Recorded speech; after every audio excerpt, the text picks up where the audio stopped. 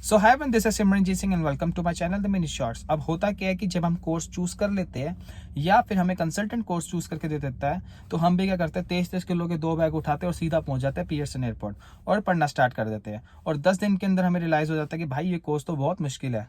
मगर ऐसा होता नहीं है, क्योंकि हम होता क्या है कि हम यहाँ के स्टडी पैटर्न से फैमिलियर नहीं होते हम क्योंकि इंडिया से पढ़ के आए होते हैं। तो अगर मैं इंडिया की बात करूँ, इंडिया में क्या होता था कि हम पूरा पूरा सेमेस्टर पढ़ते रहते थे या फिर पूरा एक साल पढ़ेंगे और हमें पता है कि लास्ट में जाके रिटर्न एग्जाम होना है, या तो पास होंगे या तो फेल होंगे। मगर यहाँ पे ऐसा नहीं है। यहाँ का जो स्टडी पैटर्न दो चीज़ों के ऊपर डिपेंड है। पहला पहला है जो क्विज के ऊपर डिपेंड है और दूसरा क्या है कि असाइनमेंट्स के ऊपर डिपेंड है। मगर अगर मैं इन दोनों की वेटेज की बात करूं तो 35% जो है वो क्विज के ऊपर डिपेंड रहता है और 65% जो रहता है वो असाइनमेंट्स के ऊपर डिपेंड रहता है। अगर मैं अपना खुद का एग्जांपल लूँ, मेरा खुद का पर्सनल एग्जांपल है, मेरे को कोई शर्म नहीं है इसको बताने में, क्योंकि मैंने तो भाई ग्रेजुएट हो गया मैं। और मेरा जो खुद का एग्जांपल ये है कि मैं 3 बार मेरा एफ ग्रेड आया और तीनों सेमेस्टर में आया, first second third. But still मेरी जो है जीपीए 2.78 बन गई थी। एंड उसके बाद मैं आराम से ग्रेजुएट भी हो गया, मेरी डिग्री के ऊपर भी कोई इफेक्ट नहीं पड़ा और मेरे को इस चीज़ से आगे भी कोई इफेक्ट नहीं पड़ेगा कि मेरा एफ ग्रेड आया था। अब मैं आपको बताता हूँ कि एफ ग्रेड का मतलब ये नहीं है कि आप पूरे सब्जेक्ट में फेल हो गए। अब अगर आप यहाँ पे फेल होते हो तो क्या है कि आपको $2000 लगेंगे, आप दूसरे सप्ली भर सकते हो, आप दोबारा से कर सकते हो। अब यहाँ का $2000 मतलब 20 दिन की सैलरी गई। उसके बाद अगर मैं इंडिया की बात करूँ, वहाँ पे 1500-2000 रुपये होते थे। अगर आप अपने दोस्तों के साथ भी निकलते हो तो 600 रुपये की, तो मैं लगता है KFC की बकेट ही आ जाती थी जिसमें 6 पीस ही होते थे।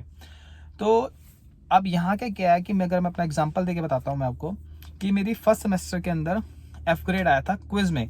अब मैं बहुत ज़्यादा डर गया था कि मेरी एफ ग्रेड आ गया क्विज में, मैं फेल हो गया। बट ऐसा नहीं था। मैंने टीचर के पास दोबारा गया, उसने बोला कि भाई कोई फेल नहीं है क्लास के अंदर।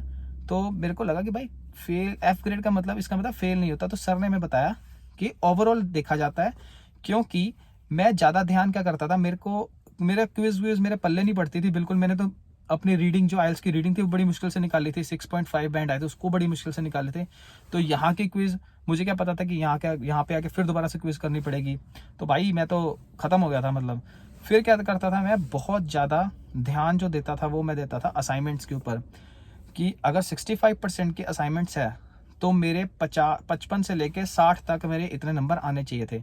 तो मैं बड़े आराम से अपने नंबर जो होते थे, मैं 55-60 मेरे आ जाते थे 65 में से असाइनमेंट्स में। जैसे 10 में से 8 आ गए, हर वीक होती थी असाइनमेंट जमा, तो 10 में से 8 आ गए, 10 में से 9 आ गए, ऐसे से करते करते 60 नंबर तो मेरे आराम से हो जाते थे। अगर मैं क्विज के अंदर लेके चलूँ, 35 नंबर की क्विज है, 15 वाला पास, अगर मेरे 10 भी आ जाते हैं तो भाई अगर 65 बन रहे हैं, 60 बन रहे हैं, और अगर मैं 10 नंबर भी लेता हूँ भाई 70 बन गए, आराम से मैं पास हो जाता था। मेरे 72-73 तक भी गए थे। तो इसका मतलब ये नहीं कि अगर आप पढ़ना स्टार्ट करोगे स्टार्टिंग के अंदर तो आपको लगेगा कि आपको कोई चीज़ समझ नहीं आ रही है तो आप फेल हो जाओगे। तो फेल होने का मतलब ये भी नहीं है। अब मैं ये भी नहीं कह रहा कि भाई तुम बिल्कुल छोड़ ही दो, कि पढ़ना ही नहीं है। पढ़ो, समझो उसको, क्विज कैसे करनी है। कईयों का दिमाग तेज होता है, मेरा नहीं था तो उसको पढ़ो।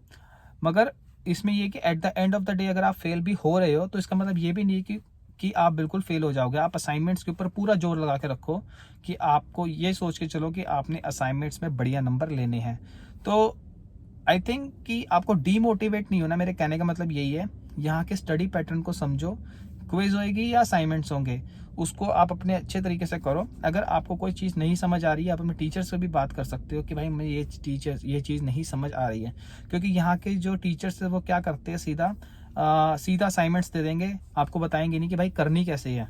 तो अगर आपको कोई चीज़ नहीं समझ आ रही है, आप उनको मैसेज करो D12 पे या आउटलुक पे, जिस पे भी मैसेज करना है, आप उनसे पूछो कि भाई हमें नहीं समझ आ रही है, और आप उस चीज़ को बड़े आराम से निकाल सकते हो। तो मैंने यही 3 सेमेस्टर जो है असाइनमेंट्स के ऊपर जोर दिया, क्विज विज में ज़्यादा ध्यान देता नहीं था।